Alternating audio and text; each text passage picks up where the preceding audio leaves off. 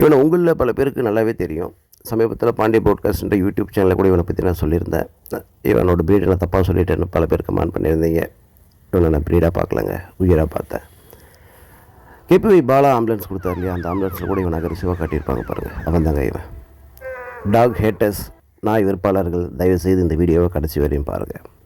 24 August 2024 தாங்க இவனை பார்த்தேன். இவனை வளர்த்தவங்க தெருவில் விட்டுட்டாங்க. பயந்துக்கிட்டு இருந்தான். பாவமே அரவணைச்சேன். அளவில்லா அன்பு.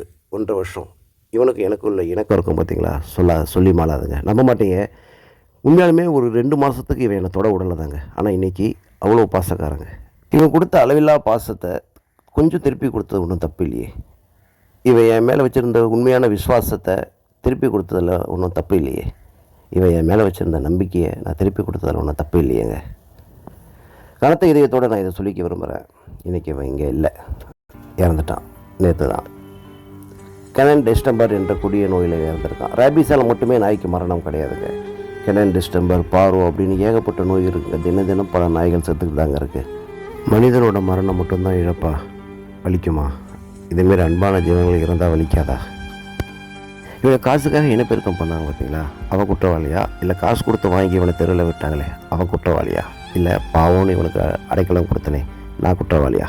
கண்டிப்பாக நான் குற்றவாளி இல்லைல்ல. இன்றைக்கி டாக் லவ்வர்ஸ், நாய் பிரியர்கள் நீங்கள் சொல்கிறீங்க இல்லையா, இவங்க எல்லாமே இதை தாங்க செஞ்சிட்ருக்காங்க. ஆனால் ஏன் அவங்கள மட்டும் நம்ம குற்றவாளிகளாக பார்த்துக்கிட்ருக்கோம்? எனக்கும் இவனுக்கும் வெறும் 1 ஆண்டு கால உறவு தான். அந்த உறவின் பிரிவே இவ்வளோ வலியும் வேதனையும் தாக்கத்தையும் உண்டாக்குதுன்னா, இந்த மனித இனத்துக்கும் நாய் இனத்திற்கும் பல 1000 ஆண்டு கால உறவு. அந்த உறவை இன்றைக்கி நம்ம அசிங்கப்படுத்தி வச்சுருக்கோமே, இதோட வலியும் வேதனையும் தாக்கமும் எப்படி இருக்கும்?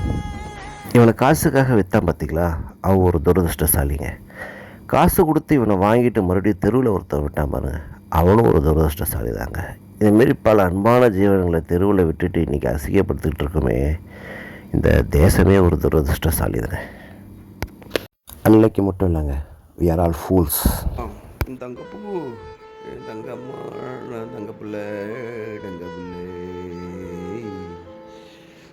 ஏண்டாப்பா, என்னடா தொடை விட்டுட்டே இருக்குமாடா, எனக்கு மற்ற வேலையை செய்ய தேவையில்லையடா.